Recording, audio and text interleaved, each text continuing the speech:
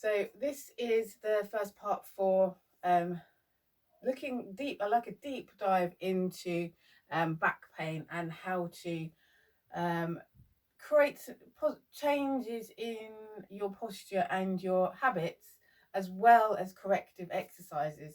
So the corrective exercises to strengthen and balance your body are all very well, but unless you make postural changes and unless you change lifestyle habits, then you're just going to swing back and forth between back pain and no back pain. So it's important to think about what's going on in the rest of your body and in your life. So today we're going to look at the difference between alignment and posture. So often you think they're the same thing, but posture is how you're holding your body for various activities. So you'll have, a posture for playing tennis, a posture for horse riding. You'll have a posture for Tai Chi, postures in yoga poses and Pilates classes, dancing posture. Do you see what I mean? Every one of those requires your body to be configured in a certain way to be able to do that activity. But what you need to be able to do is to be in neutral alignment when you're not in those postures. And what happens so often is you spend so much time working on the posture for your preferred activity, or maybe you don't do an activity but you're always sitting, so your body picks up the habit of being in that position all the time and can't get back into a neutral alignment. And this is where the issues start happening, because you're holding yourself in such a position that you're creating tension and tightness in some muscles. Some muscles are too short and cramped. Some muscles are too long and overstretched all the time. And those muscles are all attached to bones and joints. So if you've got muscles that are shortened and holding on to bones and joints, they don't allow those bones and joints to sit in the correct position. Again, if they're too long and too unable to support the bones in the correct position, then you've got unsupported and weak and joints that are prone to causing pain or moving out of alignment and not working in the place where they should be, leaving them more open to injury. So ankle sprain, for example, is because the ankle joint is not supported by the rest of the muscles. So what does this mean for your back? Well, your back, your spine stretches from your head right down into your pelvis, into your tailbone. And it has attachments that attach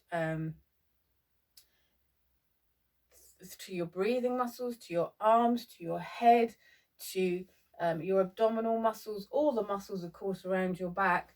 And the spine also has a muscle that attaches from your diaphragm all the way down the lumbar spine and the lumbar discs, and it moves across and through your pelvis and attaches to your legs.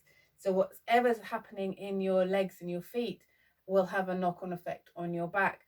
Whatever's happening to your posture, your alignment up and your upper body will have an effect on your back.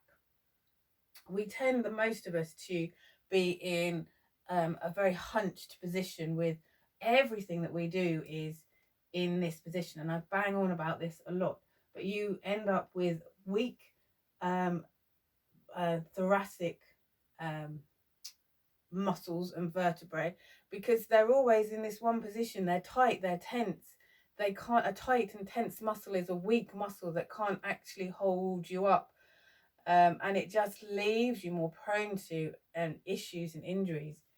Most of our shoes have heels which push us forwards onto our toes, and then to get back into alignment, you're pushing out your pelvis, and you're leaning backwards, pushing out your tummy and over hollowing the back here, which leaves you, which pushes and crushes the vertebrae together, leaving you more open to lower back pain. And then if you're standing in those positions with the tightness and the squishing and the pressing bones and muscles, and then you're twisting and lifting and doing all your general day-to-day activities. This is why you end up with a back twinge, or your back's taken so much pressure that you'll just get out of bed and you'll suddenly have a backache. So the it might not be one thing, but it's this build up over time of your body not being able to get itself back into alignment between everything that you do. It means that it's not able to cope with stuff you give it to do, you ask it to do. It does its best, but leaves it open to injury. So the first aspect we need to think about is being aware of where your alignment is right now, what the optimal alignment is, and starting to be aware and bringing yourself mindfully back into the best alignment for that your body can do right now, so that you're just starting to think about releasing tension and so on, and just starting to be aware. As soon as you start to be aware of what your body's doing and you can correct it, it will give you that awareness to be able to modify exercises that you're doing, and also to be aware of why you're doing an exercise and why it needs to be done in a certain way. If you do other exercise classes, you can be a little bit mindful of how you modify those exercises in those classes to help you get back into alignment.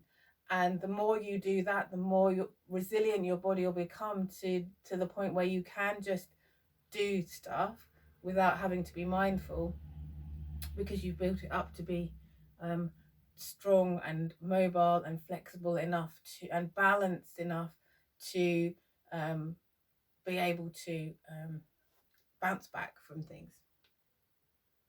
Right. So what's alignment? So we've covered this in some of the videos we've done. The first one is your head. Let's start from foot down. So the direction your feet point is important.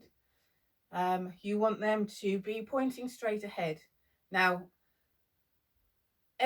what I love about this is you can tell from which direction your feet point what's happening up in your hip and in your hip area. So it gives you a clue as to what things you might want to work on when it comes to the exercise section. But just for now, go and walk around the room, come back to standing, and just see where your feet are pointing. Your feet, so they need to be straight ahead, but you need to be mindful of where that turnout is coming from, whether it's coming from the ankle, whether it's coming from the hip being turning in too much, which makes you flat-footed, whether it's turning out too much, which gives you high arches.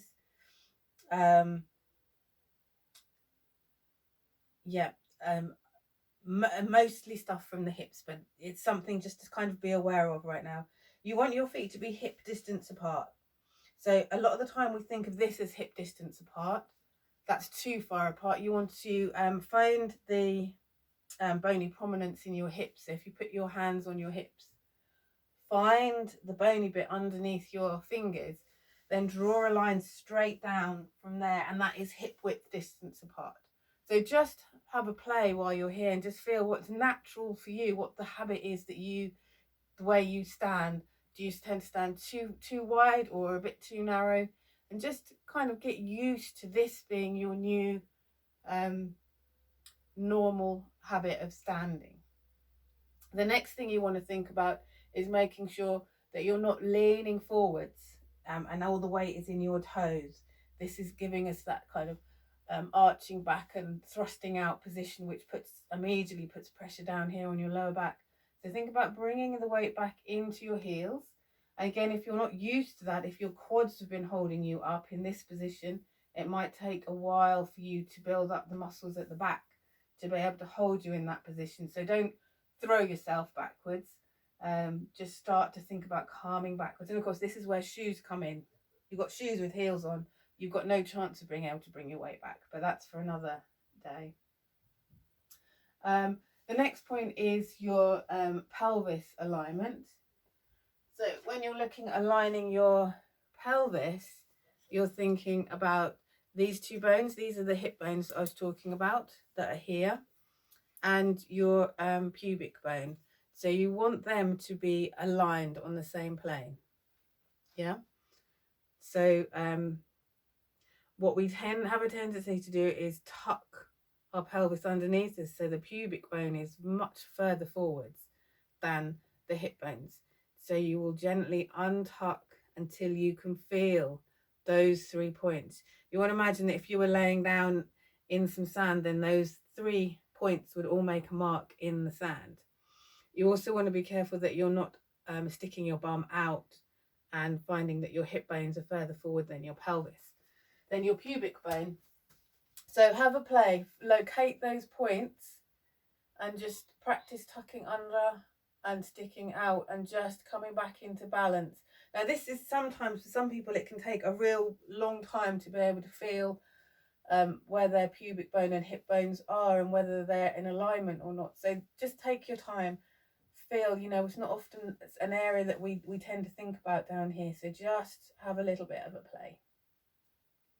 The next bit we talked about is where the ribs are in line with the hip bone. And we did this exercise where you get you to stand up against the wall and you want to have your lower back from about, this isn't a solid wall, so it makes it a little bit harder, but you want to have from your about just under your bra strap area to your head against the wall. Now, if you have to really move back to bring the all of your upper back against the wall, then you probably what we're doing called rib thrusting, which is you've been told to stand up straight, so you do this. You're standing up straight, but you're actually rolling the ribs, kind of imagine if the ribs were a bowl, you're tipping the bowl behind you, thrusting the ribs forward and creating a lot of pressure in your abdominal area and down on your pelvic floor and also on your lower back. So just practice against the wall, just rolling forwards. It's almost like you're doing a little sit up, just with the top 2 inches of your abdominal muscles to bring yourself into your ribs into alignment. And then what you might notice is you look a bit more hunched back, because this tends to make us look straight, gives the appearance of straightness. Coming into alignment shows up the tension that we're holding in our shoulders. And that takes you back to the shoulder stiffness video that I was talking about the other week. And the next thing is your head position. We tend to do this so much. So I just want you to think about ramping the head back as though you've got a collar on. You're bringing your neck back into the collar. You're bringing your head against the wall. So that's quite a lot to think about. And in most of our classes, we tend to work a little bit at a time, build it up. But I just wanted to, we're doing a deep dive. So take one of those points and work on it, then choose another point and work on it. But the exercise, what the corrective exercises do is locate where you've got that tension. I was talking about the feet sticking out. They locate why your feet are turning out or turning in or rolled or tipped outwards. And then the exercises will work on releasing tension and strengthening and mobilizing so that your feet can get into a better aligned position. So it all kind of builds up together. But that's what we're working on today. Just have a look at your alignment. If you've got any questions, then just put them in the comments and I'll get back to you. All right. Happy alignment.